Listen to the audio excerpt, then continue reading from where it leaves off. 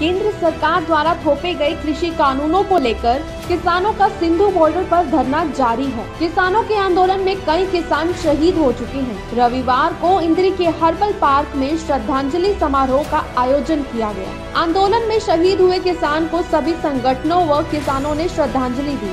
इस समारोह में काफी संख्या में किसान मौजूद रहे। किसान नेता सतीश कलसोरा ने कहा कि सरकार ने 3 काले कानून किसानों पर थोपकर किसानों को न केवल कर्जदार बनाया है, बल्कि आने वाली नस्ल के भविष्य को भी अंधकार में धकेल दिया है। भाजपा सरकार तानाशाही रवैया अपनाकर किसानों को पूंजीपतियों का गुलाम बनाना चाहती है।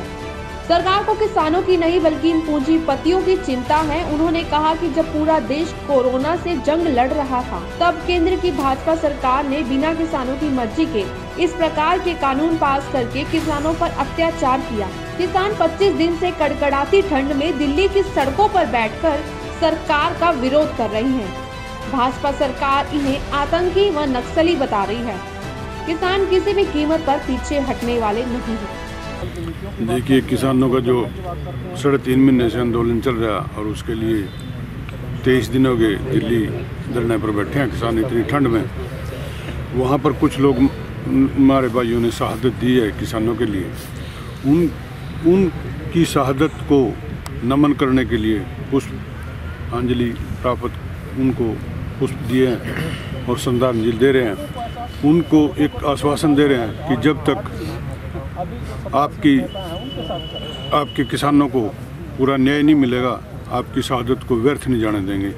आज पूरे इंद्री ब्लॉक के किसान, मजदूर, कर्मचारी, व्यापारी,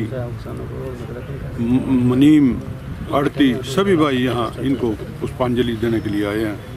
देखिए, सरकार अहंकारी हो रही और ये तानाशाही बरत रही, लेकिन सरकार को एक दिन झुकना पड़ेगा। आंदोलन कितना भी लंबा चले, लेकिन किसान पीछे हटने वाला नहीं है। आज तो एक दुख की घड़ी में आज यहाँ बैठे हैं, क्योंकि हमारे 29 या 30 किसान शहीद हुए हैं। यही कहेंगे इन शहीदों को शहीदों का दर्जा मिले, इनको 1 करोड़ रुपये मिले, इनको सरकारी नौकरी मिले, क्योंकि ये सरकार की कमी में शहीद हुए हैं। इतना अत्याचार किसानों के ऊपर होना गया।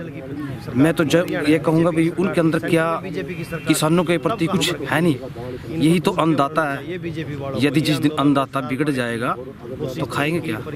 जो किसान साथी हमारे आंदोलन के दौरान शहीद हुए हैं, उनको श्रद्धांजलि देने के लिए प्रोग्राम रखे गए, श्रद्धांजलि सभाएं, और इसमें किसान, मजदूर, कर्मचारी, छात्र, नौजवान सभी इसमें शामिल हैं। और ये जो किसान शहीद हुए हैं, ये कोई गलत तरीके से कोई मांग नहीं उठा रहे थे। अपने मांग मुद्दे जो इनकी खेती के ऊपर जिस तरीके की नीतियों की मार पड़ने वाली है, जिस तरीके से इनकी खेतियां पूंजीपति के हवाले होने जा रही हैं, जिस तरीके से जो इनकी फसलें हैं वो पूंजीपति औने पौने दामों में खरीद के और स्टोर करके महंगे रेटों में बेचेंगे, उसको लेकर किसान आंदोलन कर रहे हैं। कोई देश विरोधी काम नहीं है। देश को बचाने के लिए, देश की जनता के पेट भरने के लिए आंदोलन है। और इस आंदोलन के दौरान इतने लंबे समय से आंदोलन चलेगा, लेकिन सरकार बात सुनने को तैयार नहीं है। और इस आंदोलन के दौरान जो साथी हमारे शहीद हुए हैं, सरकार को सोचना चाहिए कि इतनी सर्दी भरे मौसम में और इतना बड़ा आंदोलन और इतने साथी हमारे शहीद हो गए हैं, इन साथियों की शहादत को बेकार ना जाने दें।